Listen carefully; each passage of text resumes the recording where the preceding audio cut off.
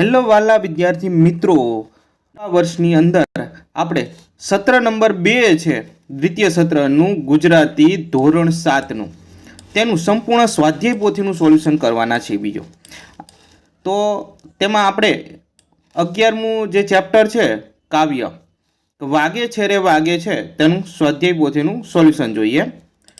તો વિદ્યાર્થી મિત્રો, વિડીયો ગમે તો વિડીયોને લાઈક કરશો અને આવા વિડીયો જોવા માટે અમારી ચેનલને ખાસ સબસ્ક્રાઈબ કરી દેવી. સાથે સમજૂતીના વિડીયો અને પેપરના સોલ્યુશનના વિડીયો પણ અમારી ચેનલ ઉપર મળતા રહેશે. પહેલો પ્રશ્ન શું છે કે નીચેના દરેક પ્રશ્નના ઉત્તર આપેલા વિકલ્પમાંથી સાચો વિકલ્પ શોધી અને ક્રમ અક્ષર જે છે આપેલું જે ખાનું છે એમાં લખવાના હતા. તો વિદ્યાર્થી મિત્રો જોઈએ કે પહેલું છે કે વૃંદાવનમાં માર્ગમાં જે વૃંદાવનનો જે માર્ગ છે એમાં શ્રી કૃષ્ણ શાના દાણ માગે છે? તો દધીના એટલે કે દહીંના દાણ માગે છે. ઓપ્શન સી એ આપણો જવાબ હોવો જોઈએ. બરાબર વિદ્યાર્થી મિત્રો, આ એક રેફરન્સ માટે છે. બરાબર કે તમારા જવાબની અંદર તમે અસમંજસમાં હોય તો એ ઉપયોગ કરી શકો એટલા માટે. બીજું છે કે શ્રી કૃષ્ણના મુખ પર શું બિરાજે છે? તો વિદ્યાર્થી મિત્રો, શ્રી કૃષ્ણના મુખ પર મોરલી બિરાજે છે એટલે મોરલી આની અંદર ઓપ્શન એ આવવો જોઈએ. વાગે છે રે વાગે છે આ પદના રચયિતા કોણ છે? તો હમણાં આપણે વાત થઈ કે મીરાબાઈ. તો અહીંયા મીરાબાઈ છે ઓપ્શન ડી માં આપેલું છે એટલે આપણો સાચો જવાબ મીરાબાઈ બનવાનો છે. ત્યારબાદનો પ્રશ્ન લઈશું વિદ્યાર્થી મિત્રો. પ્રશ્ન નંબર 2 છે કે એમાં કૌંસમાં યોગ્ય શબ્દ પસંદ કરી અને ખાલી જગ્યા લખવાની હતી, જેમાં કુંડળ, ગગન અને ઝરકસી એવા 3 શબ્દો આપેલા છે. તો 3 શબ્દ છે યોગ્ય ખાલી જગ્યામાં મૂકશો તો તમારે પૂરેપૂરા માર્ક મળે છે.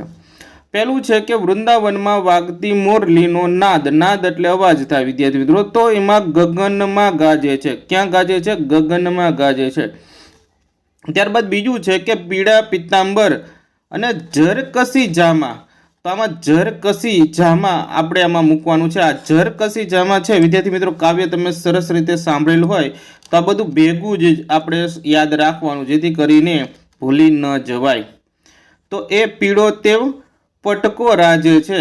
ત્યારબાદ ત્રીજું છે કે કાને તે કુંડળ મસ્તકે મુંગટ. કાને તે કુંડળ મસ્તકે મુંગટ. આ યાદ રાખી લેવાનું, કાને તે કુંડળ મસ્તકે મુંગટ. ચાલો, એટલે કુંડળ આવશે.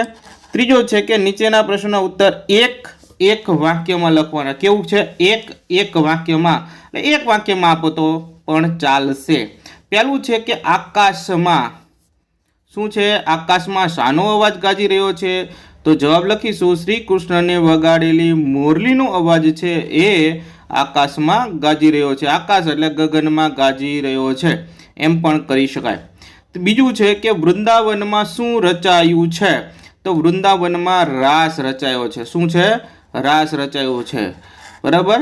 ત્રીજું છે કે વૃંદાવનની કુંજ ગલીમાં શ્રી કૃષ્ણ શું કરે છે? તો જોઈએ કે વૃંદાવનની કુંજ ગલીમાં શ્રી કૃષ્ણ થનક થનક થઈ નાચે છે. ત્યારબાદ ચોથો પ્રશ્ન છે મિત્રો કે મીરાબાઈ કોના ગુણગાન ગાવાનું કહે છે? તો મીરાબાઈ જેની ભક્તિ કરતા હોય એનું જ હોય. તો મીરાબાઈ શ્રી કૃષ્ણ અહીંયા મીરાબાઈ ગિરિધર શ્રી બાલકૃષ્ણના ગુણગાન ગાવાનું કહે છે. કારણ કે આની અંદર જે વાત કરવામાં આવી છે એ બાલકૃષ્ણની છે. બરાબર. પાંચમું છે શ્રી કૃષ્ણના દર્શનથી શું થાય છે? તો શ્રી કૃષ્ણના દર્શનથી આપણા સર્વ દુઃખો ભાગે છે એવું મીરાબાઈ કહે છે. ચાલો, પ્રશ્ન નંબર 4 છે કે નીચેના પ્રશ્નના ઉત્તર 2-3 વાક્યમાં લખવાના છે. તો વિદ્યાર્થી મિત્રો, ગાલા શોભા પોથીમાં પેજ નંબર જે 5 છે એની અંદર આ પ્રશ્નો હશે તમારા મોટા, જે લગભગ 2 થી 3 માર્કમાં આપણે પૂછાય છે પરીક્ષામાં. તો પહેલો પ્રશ્ન છે કે શ્રી કૃષ્ણ વનરાવનને રસ્તે જનાર પાસે શા માટે દાણ માગે છે? તો શ્રી કૃષ્ણ વનરાવનના જે રસ્તે જનાર જે ગોપીઓ પાસેથી દાણ માંગે છે કારણ કે ગોપીઓ જે છે દહીં અને તેને વલોવીને મેળવવામાં માખણ હોય છે તે પોતાના બાળકને ખવડાવતી નથી હોતી અને તેને મથુરાના બજારમાં જઈને વેચી આવે છે. બરાબર. તો આ શ્રી કૃષ્ણ એટલા માટે તે દાણ માંગે છે. પાંચમું છે નીચેના પ્રશ્નોના ઉત્તરો 4-5 વાક્યમાં લખવાના છે. તો આ કાવ્યમાં શાની વાત કરવામાં આવી છે? તો જે પણ કાવ્યમાં વાત કરવામાં આવી હોય તે સંપૂર્ણ બધે બધું આપણે લખવાનું થશે. તો જવાબ છે આખી કાવ્યની સમજૂતી જ લખવાની છે એવું કહી શકાય. અને સમજૂતીનો વિડીયો છે મેં આગળના પણ ચેપ્ટરમાં આપી દીધેલો છે. પાઠ્યપુસ્તકના જો તમારે જવાબ જોતા હોય તો તે પણ આપણે વિડીયો મૂકી દીધેલું છે. તે તમામ લિંક છે હું આ વિડીયોની ડિસ્ક્રિપ્શનમાં મૂકી દેવાનો છું. ત્યાંથી વિદ્યાર્થી મિત્રો તમારે જોવું હોય તો જોઈ શકો. આ કાવ્યમાં વૃંદાવનના શ્રી કૃષ્ણને વગાડેલી વાંસળીનો અવાજ ગગનમાં ગાજે છે. તેની વૃંદાવનમાં માર્ગે જતા શ્રી કૃષ્ણ દહીંનો જે કર માગે છે તેને વૃંદાવનમાં રાસ રચ્યો છે. ત્યારબાદ શ્રી કૃષ્ણએ પહેરેલા પીતાંબર ઝરકસી જામા અને પીળા પટકાની શ્રી કૃષ્ણના કાનમાં બરાબર કાન કુંડળ મસ્તકે મુંગટ અને મુખ પર મોરલી બિરાજે છે. બીજું કે વૃંદાવનની કુંજ ગલીમાં શ્રી કૃષ્ણ થનક થનક થઈ નાચે છે તેની વાત કરવામાં આવી છે. તો વિદ્યાર્થીઓ જે આપણે સમજૂતીમાં જોયું હતું તે બધું જ અહીંયા લખવાનું છે. હવે પ્રશ્ન 6 હશે જે કાવ્યના આધારે વર્ણન કરવાનું છે. હવે વિદ્યાર્થી મિત્રો વિડીયોમાં આગળ વધતા પહેલાં હું તમને એક વાત કહી દઉં કે આપણી ચેનલ છે IMP. તો તમને અહીંયા તમામ જે આપણે પેપર મૂકવાના છે IMP મૂકવાના છે અને IMP આપણે એજ્યુકેશન નામ રાખ્યું છે. તો ખરેખર તમારે IMP આપણે જે પેપર મૂક્યા હતા સંસ્કૃતના ને એ બધા તો એની અંદરથી લગભગ 40 કે 50% આરામથી પૂછાણું હતું અને જે વિદ્યાર્થીને 80માંથી એમ કહેવાય કે 70 તો આરામથી ગુણ મળ્યા પણ હતા.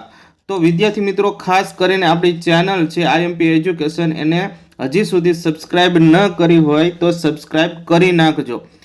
બરાબર, ચાલો આપણે કોઈ એનો ચાર્જ પણ નથી. એટલે બીજું છે હવે અહીંયા તનમારે કાવ્યના આધારે વર્ણન કરવાનું છે. તો એ વનરાવનનું એક વર્ણન છે. તો એ જોઈએ કે વનરાવન એટલે શ્રી કૃષ્ણની વિચરણ ભૂમિ. આ વનમાં શ્રી કૃષ્ણ ભગવાને બાળ લીલાઓ કરી હતી. આ વનરાવનમાં સ્વર્ગ કરતાં પણ અધિક પૃથ્વીની કીર્તિ વધારી છે, કેમ કે શ્રી કૃષ્ણના ચરણવિંદ છે એ ફરવાથી તે વધારે શોભે છે. બીજું છે કે શ્રી કૃષ્ણનો પહેરવેશ અને શણગાર વિશે આપણે આમાં વાત કરવાની છે. તો જોઈએ શું લખવાનું છે. શ્રી કૃષ્ણને ઝરકસી જામા કે પીળા પીતાંબર અને પીળો પટકો પહેર્યો છે. તેમણે કાને કુંડળ મસ્તકે મુંગટ પહેર્યો છે અને તેમના મુખ પર મોરલી બિરાજે છે. આ શ્રી કૃષ્ણનું વર્ણન થયું. તો હવે જોઈએ વ્યાકરણ આધારિત પ્રશ્ન. પ્રશ્ન નંબર 7 છે કે કવિતા મુજબ નજીકના અર્ધ ધારો અને એમાં ટીક કરવાના છે તમારે. તો કે નાદ, તો નાદ એટલે અવાજ થશે એટલે અહીંયા પર ટીક કરીશું. બીજું છે માર્ગ, માર્ગ એટલે રસ્તો થાય એટલે અહીંયા ટીક કરવાનું છે. ધન, ધન એટલે પૈસા થાય એટલે ટીક કરવાનું છે. અને વેરણ છે તો વેરણ બરાબર એટલે વેરી, તો અહીંયા આ ટીક કરવાનું છે. ઓકે, ચાલો 8મું છે કૌંસમાં આપેલા શબ્દો વડે ખાલી જગ્યા પૂરો. તો વેરી, કસબી, માર્ગ અને નાદ. તો પહેલું છે કે ખેતરમાં જવાનો માર્ગ ઉબડ ખાબડ છે. કાનુડો કસબી કપડાં પહેરે છે. અને ત્રીજામાં મને ઢોલક કરતા ખંજરીનો નાદ વધુ ગમે છે. અને ચોથામાં નોળિયો વેરી બની સાપને શોધતો હોય છે. તો ખાલી જગ્યામાં ફરીવાર માર્ગ, કસબી, નાદ અને વેરી આવી રીતના લખવાનું થશે. ત્યારબાદ 9મો પ્રશ્ન છે કે ઉદાહરણ પ્રમાણે બીજા શબ્દોની યાદી બનાવવાની છે. તો પહેલું અહીંયા જે શબ્દ આપેલો છે જેમ કે ગદાને ધારણ કરનાર તો ગદાધર, એવી રીતના ગિરીને ધારણ કરનાર ગિરીધર, ધનુષ્યને ધારણ કરનાર ધનુર્ધર અને બંસીને ધારણ કરનાર બંસીધર. આ રીતના લખવાનું થશે. ત્યારબાદ અહીંયા એક સંવાદ આપેલો છે તો એના આધારે પ્રશ્નોના જવાબ લખવાના છે. તમે સંવાદ વાંચી લેજો. આપણે જોઈએ ડાયરેક્ટ પ્રશ્નો. પહેલું છે કે શાળાએ જવાનું મોડું થશે એમ પાર્થ શા માટે કહે છે? તો એમાં ક જવાબ આવશે, નેહાને મદદ કરવાની હતી ભાઈ. બીજું છે અક્ષયે નેહાને ઘરે સમાચાર આપવાનું કહ્યું, કારણ કે બ જવાબ આવશે કે નેહાને ઈજાની જાણ ઘરના લોકોને કરવાની છે. ત્રીજું છે પાર્થની જગ્યાએ તમે હો તો શું કરો? તેમાં ક લખવાનું છે. અક્ષયની વાત ન સાંભળું. બરાબર, ચાલો એમાં નીચેના શબ્દની જોડણી સુધારીને લખો. તો અહીંયા જોડણી છે એ બધી સુધારેલી છે, તમે જોઈ શકો છો, બરાબર. ત્યારબાદ છે કે બે અર્થ લખવાના છે. તો વન એટલે જંગલ અને અરણ્ય થાય, માર્ગ એટલે રસ્તો અથવા પંથ થાય, પછી દાણ એટલે કર એટલે જકાત, અને મંડળ એટલે ટોળું કે સંઘ થાય, અને મુખ એટલે મોં કે ચહેરો. ત્યારબાદનો પ્રશ્ન છે 13મો, શબ્દ સમૂહ માટે એક શબ્દ લખવાનો છે. તુલસીનું પ્રાચીન વન, તો એને કહેવાય વૃંદાવન. ત્યારબાદ મોટા ઘેરાવાળો એક જાતનો અંગરખો, તો જામો. ત્યારબાદ લતા મંડપમાંથી જવા આવવાની સાંકડી શેરી, તો એને કુંજગલી કહેવાય. અને ગીરી એટલે પર્વતને ધારણ કરનાર ગિરિધર. તો વિદ્યાર્થી મિત્રો, આ થયું આપણું સંપૂર્ણ સ્વાધ્યાય પોથીનું જે 11મો છે કે વાગે છે રે વાગે છે, તે કાવ્યનું સંપૂર્ણ ગાલા સ્વા પોથીનું સોલ્યુશન. તો વિદ્યાર્થી મિત્રો, વિડીયો ગમ્યો તો વિડીયોને લાઈક કરો, અત્યારે તેને ચેનલને પણ સબસ્ક્રાઇબ કરી દો, મિત્રોને પણ આ વિડીયો શેર કરી દેજો. ચાલો ફરી મળીશું આ 12મા આપણે પાઠની અંદર.